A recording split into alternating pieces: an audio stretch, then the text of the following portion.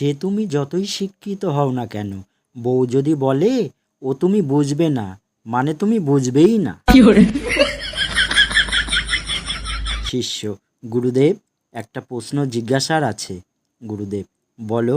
শিষ্য: বউয়ের পা টিপে দেওয়া সেবা নাকি প্রেম? গুরুদেব: বউ যদি নিজের হয় তবে সেবা, আর বউ যদি অন্যের হয় তবে প্রেম। মায়ের 21 বছর লাগে তার ছেলেকে জেন্টাল বানান, আর বইয়ের 21 মিনিটও লাগে না সেই ছেলেকে মেন্টাল বানান। স্ত্রী: তোমার বন্ধু যাকে বিয়ে করতে যাচ্ছে সে মেয়েটা কঠিন দজ্জাল, তাকে বারণ করো। স্বামী: কেন বারণ করব? সে কি আমার সময় বারণ করেছিল? স্বামী: সোনা, তোমার বিয়ের আগে কয়টা বয়ফ্রেন্ড ছিল? স্ত্রী: আম খাচ্ছ খাও, আটে গুণে কি করবে? বিয়ে করলে ছোটোখাটো মেয়েকেই করা উচিত, কারণ বিপদ যত ছোটোখাটো হবে ততই মঙ্গল। স্ত্রী: গতকাল রাতে তুমি ঘুমিয়ে ঘুমিয়ে আমাকে গালাগালি দিচ্ছিলে কেন? স্বামী: তুমি ভুল বুঝছো। স্ত্রী: কি ভুল বুঝেছি?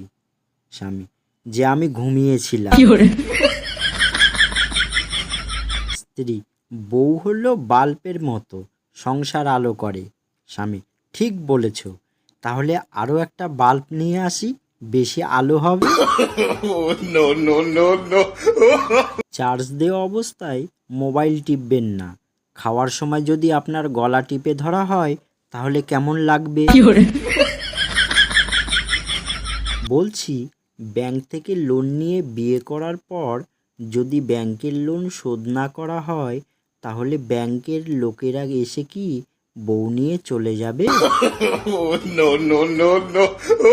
স্ত্রী: অনেক পুণ্য করেছো, তাই আমার মতো বউ পেয়েছো। স্বামী: পুণ্য না ছাই, ছোটবেলায় ভাদ্র মাসের কুকুরকে ঢিল ছুঁড়ে মারতাম, এটা নিশ্চয়ই সেই পাপের ফল। মেয়ে: আচ্ছা মা, আমি কি পালিয়ে বিয়ে করব নাকি বিয়ে করে পালাবো? মা: আমি কি ছেঁড়া জুতো দিয়ে মারবো নাকি মারতে মারতে জুতো ছিঁড়বো? প্রেমিকা: সোনা, 12 ভাতারি মানে কি?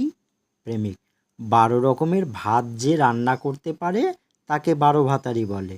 প্রেমিকা: ও তাই, আজই মাকে বলবো আমাকে ভাত রান্না করে শেখাতে, আমিও 12 ভাতারি হব। প্রেমিক: চুপ কর মাথা মোটা। স্ত্রী: কতদিন হয়ে গেল আদর করো না আমাকে?